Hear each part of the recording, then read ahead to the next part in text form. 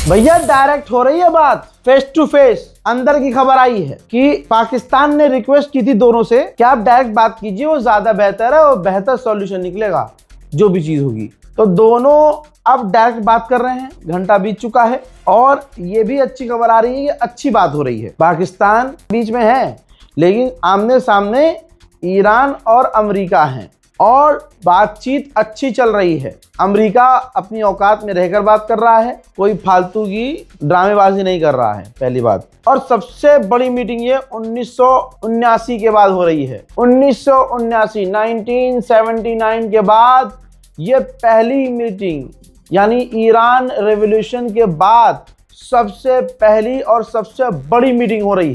पहली सबसे बड़ी मीटिंग, इससे बड़ी मीटिंग आज तक अमेरिका और ईरान के बीच नहीं हुई थी। तो अब देखते हैं आगे क्या होता है। बातचीत अभी सामने नहीं आई है क्योंकि बातचीत तो चल रही है, लेकिन उधर डोनाल्ड ट्रंप धमकियों पे आ गया है। देखिए, उसने ट्वीट किया है और कहा है कि हमने स्ट्रेट हॉर्मुज़ में जो माइंस लगे थे, बम बिछाए थे ईरान ने, हमने उन्हें हटाना शुरू कर दिया है। हालांकि इसका कोई प्रूफ नहीं है, ना अमेरिका की नेवी स्ट्रेट ऑफ हॉर्मुज़ में है। फिर वही बात उसने रिपीट की कि हमने ईरान की नेवी, एयरफोर्स सब कुछ तबाह कर दिया है। देखिए, इसका सीन क्या है, फिलहाल मैं उम्मत को बता दूं। इसका सीन ये है कि इज्जत तो गई है इसकी, बर्बाद हो गई है।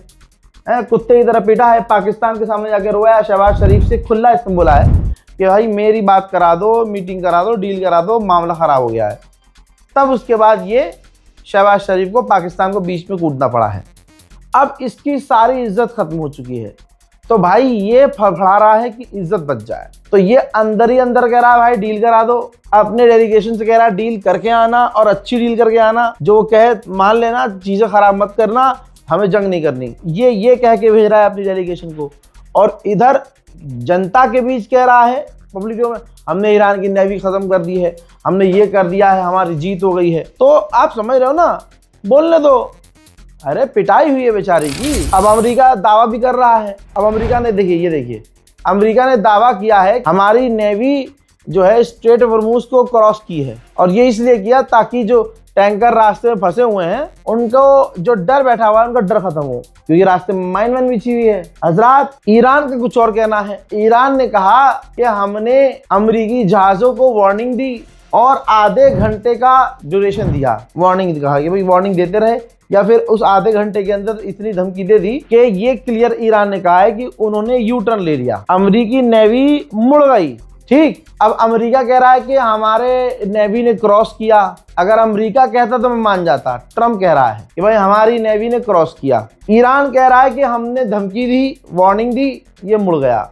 अब ये आपके हाथ में है। इस 40-45 दिन की जंग में आप देखो झूठ कौन बोलता रहा और सच कौन बोलता है। ईरान की मीडिया ने खुद कहा है कि हमने रेड लाइन रखी है। ईरान ने अमेरिका के आगे रेड लाइन रखी है कि परमानेंट सीज फायर होगा, दोबारा जंग का कोई सीन नहीं होगा, आप दोबारा हमला नहीं करोगे, स्ट्रेट ऑफ हॉर्मुज़ हमारा होगा। तीसरा, जो हमारा नुकसान हुआ होगा उसकी भरपाई होगी, आप करेंगे। चौथा, जो हमारे पैसे फंसे हुए हैं जो आप रिलीज नहीं कर रहे हैं, आपको रिलीज करना होगा। पांचवा, हम पर लगी हुई तमाम पाबंदियां आपको हटानी होंगी। ईरान की ये रेड लाइन है। लीजिए, ईरान के ऑफिशियल साफ कह रहे हैं कि स्ट्रेट ऑफ हॉर्मुज़ से जो भी गुजरेगा, चाहे वो कोई भी हो, पैसे उसे देने पड़ेंगे।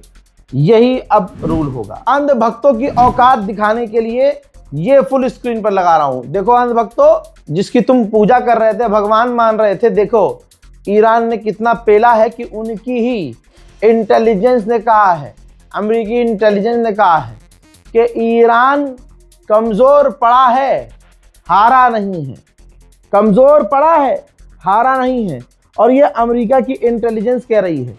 यहाँ पर एक क्रॉस मैं भी कर दूं, अगर हारा है या छोड़िए कमज़ोर भी पड़ा होता, ईरान अगर कमज़ोर पड़ा होता तो पाकिस्तान से ईरान कहता भाई सीज फायर कराओ, अमेरिका ने कहता। ईरान ने कंफर्म किया है कि हम लेबनान से डायरेक्ट कनेक्टेड हैं, अपडेट ले रहे हैं और अपडेट दे रहे हैं। यानी लेबनान एक अहले सुन्नत देश जिस पर जिद पर अड़ा हुआ ईरान की सीज फायर होगा तो माशाल्लाह वहां भी होगा। डोनाल्ड ट्रंप इंशाल्लाह आप देखेंगे इतना जलील होगा जितना अभी हुआ है। डील हो भी जाएगी ना तो डोनाल्ड ट्रंप जिंदगी भर जलील होता रहेगा। अपने कामों में उलझ गया है वो।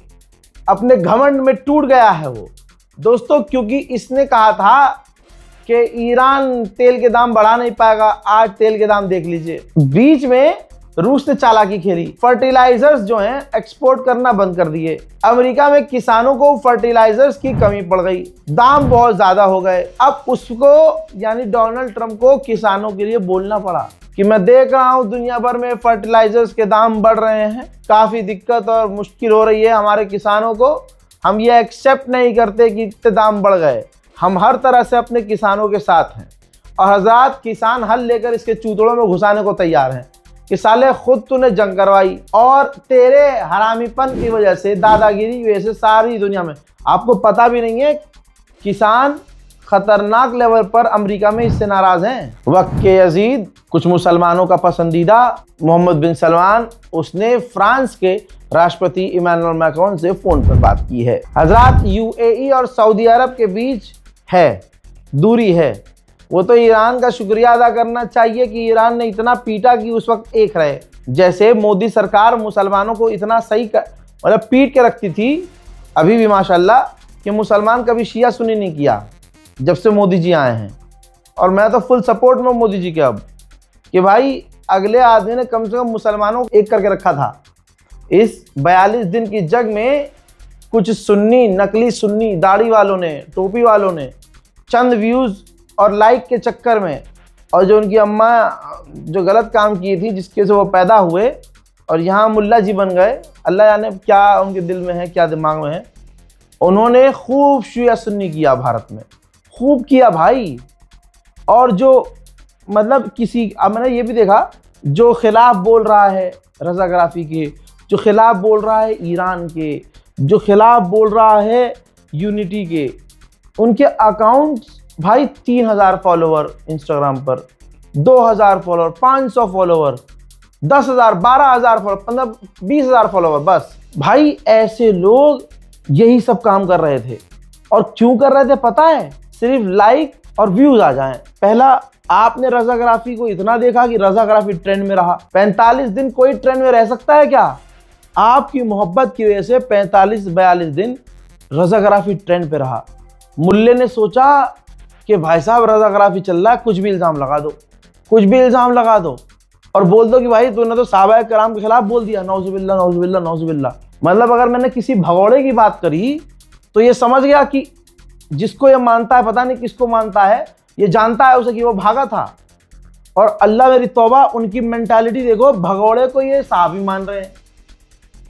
जो मैदान जंग में 1 इंच भी पीछे हो गया हुजूर को छोड़ के, वो सहाबी कैसे हो गया भाई? और तुम मान क्यों रहे हो उसे? अब ये कह रहे हैं भाई तुमने किसको कहा? अबे मैंने तो एग्जाम्पल दिया था, मैं क्या वहां मौजूद था क्या कि नहीं फलाना बिनते फलाना भागा था? अबे भाई फॉर एग्जाम्पल ये भी चीज समझ लीजिए आप कि अगर 2 लाख की फौज मुसलमानों की जा रही है हुजूर के साथ, तो 2 लाख के 2 लाख सहाबी हो गए? नहीं ना। तो ऐसे बहुत हुआ करते थे जो बस जंग में चले जाते थे कि चलो चल रहे हैं, हाँ चलो चल रहे हैं। कि भाई उस टाइम ट्रेंड शुरू हुआ था, इस्लाम एकदम फैलना शुरू हुआ था। कई लोग लालच में, ये हमारे आलिम दीन, जितने बड़े मुफ्ती हों आपके पास, आप जाके मुफ्ती से पूछिए, जनाब आपको बताएंगे कि हाँ ये रज़ा सही कह रहा है। भाई उस वक्त ट्रेंड चला था, जैसे आज ट्रेंड चलता है, एक काम सब करना शुरू करते हैं। क्या सारे के सारे दिल से मुसलमान हो गए थे? नहीं ना। कभी तारीख इस्लाम पढ़िएगा तो पता चले, नहीं ऐसा कुछ नहीं है। सबको पता है कि किसी की इतनी औकात नहीं कि असहाबाए कराम के खिलाफ कोई कुछ बोल जाए, ठीक है। लेकिन क्योंकि ट्रेंड चल रहा था रज़ाग्राफी का और मुल्ला के चैनल पर व्यूज नहीं आ रहे थे, समझे नहीं। और दिख रहा है लोगों को कि आज तक इसके इतने व्यूज नहीं आए हैं जितने व्यूज रज़ाग्राफी के खिलाफ बोलने पर आए। उन्होंने फिर बोलना शुरू किया, उनको देख देख कर दूसरों ने बोला तो हम भी बोलेंगे रज़ाग्राफी के खिलाफ। कुछ तो मुल्ले मैंने ऐसे देखे बोल रहे हैं मेरे खिलाफ, लेकिन कमेंट सेक्शन बंद किए हुए हैं, क्योंकि अल्हम्दुलिल्लाह परवरदिगार ने आज उम्मत मुस्लिमा को ऐसा कर दिया बिल्कुल एक्टिव। हम मैं जितने भी अपने सुन्नी दोस्तों को जानता हूं, हम जितने भी अंसारी हो, मलिक हो, मेरे साथ उठने बैठने वाले हैं, हम सुन्नियों में जितने कट्टर सुन्नी है भाई, मैंने खतरनाक कट्टर सुन्नी भी दोस्त है मेरे, ठीक है।